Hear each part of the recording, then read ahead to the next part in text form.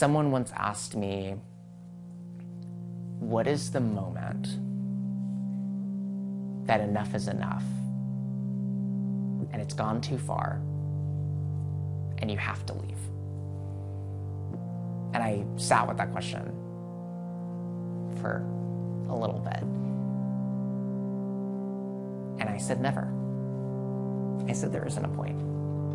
They could say that being gay is a crime, a felony even, and then we're gonna lock you in jail for doing it, and I'm still gonna be here fighting against that law, because at the end of the day, this is my home. It is not something I am willing to abandon because it matters too much.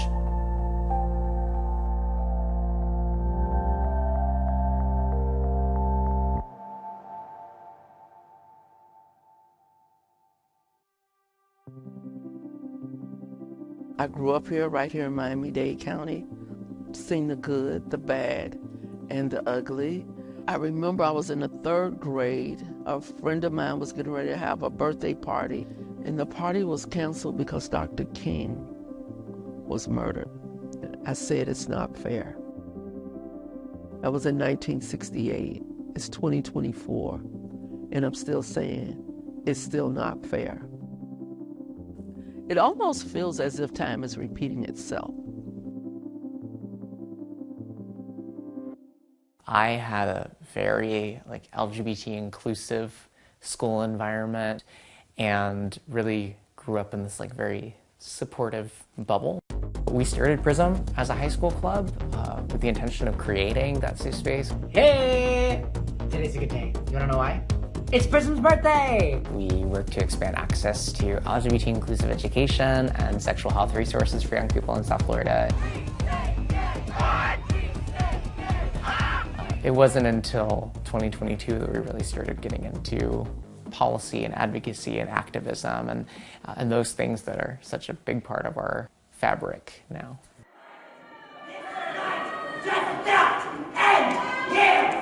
We keep showing up every single day. We keep making our voices heard. Who scores? Our schools! Who scores? Our schools! When the Don't Say Gay or Trans law started moving through committees in 2022, I was so hopeful that nobody would see that as something beneficial, that's something that nobody could get behind. And then they did. I had never really known what it was like to be hated like that until that moment. From the moment we opened over 40 years ago, we were all about working with the schools, working with young people. Freedom to read issues were always extremely important to us as booksellers because, the free flow of ideas is the bedrock of what a democracy actually is. So over the course of time, we've bumped into lots of different attempts to silence people, but they were all fringe groups that were doing it. So we are now in this new world of our governor and the state legislature who are putting laws together to allow any parent to challenge any book that's in a school library.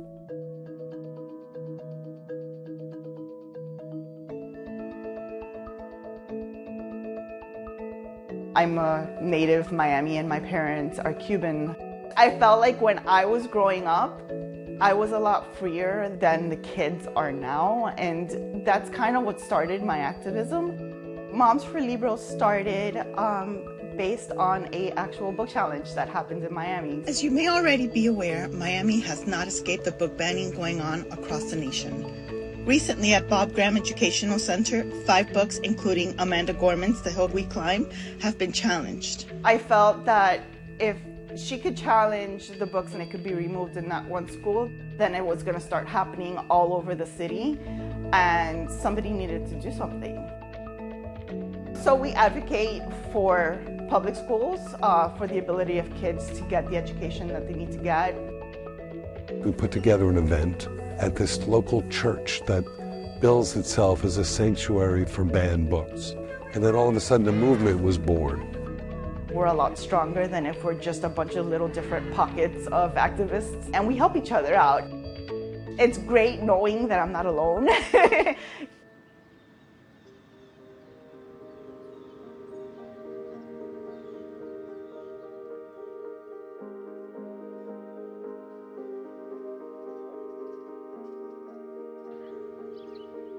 The church has always played a role in teaching our history, and history still sits in our pews.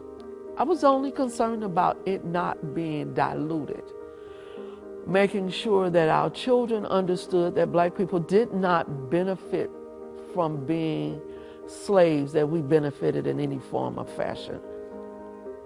Who benefits from being raped or beat or chased or whatever brutality that was taking place? I see no benefits there. We created the toolkit to teach Black history based on what's going on with the target that's on public school system. I'm more of an introvert, but I need to advocate for my kids. So I put myself in uncomfortable situations to make sure that their rights are maintained. I've been going to several school board meetings over the past year. Age 13, as was mentioned, did come to me from students. This item requests the superintendent to see what options our district can come up with to enhance student engagement. So some students reached out to us because they felt that the decisions that this board had made them feel unsafe, unvalued, and simply left out of the conversation. And they wanted to find ways to get more engaged in their education. So we helped them launch a letter writing campaign. I really truly believe that age 13 is honestly necessary for us as students because it sets the building blocks for civil participation from an early age.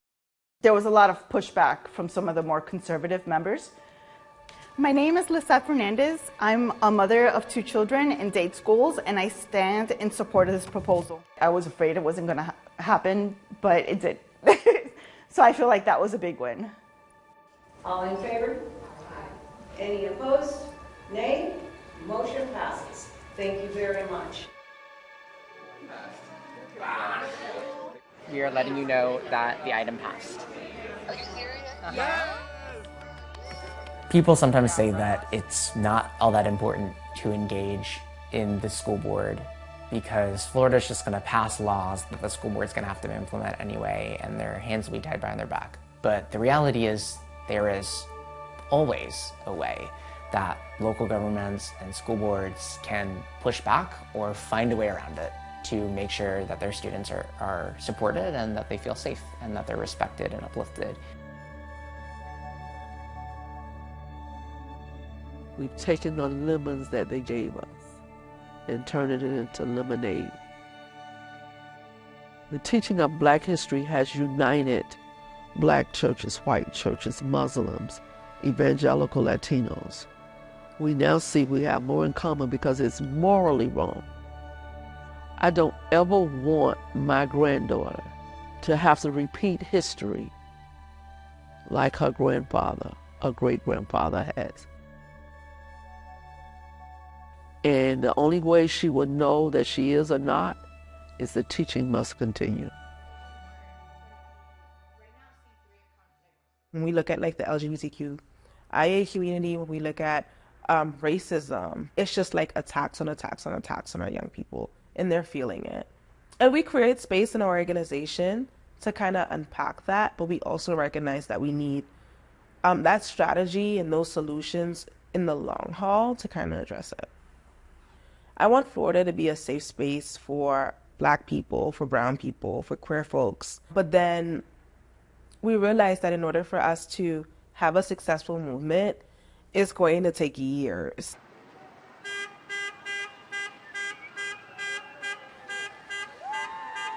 It's very frustrating to advocate for kids or to advocate in general, to be an activist.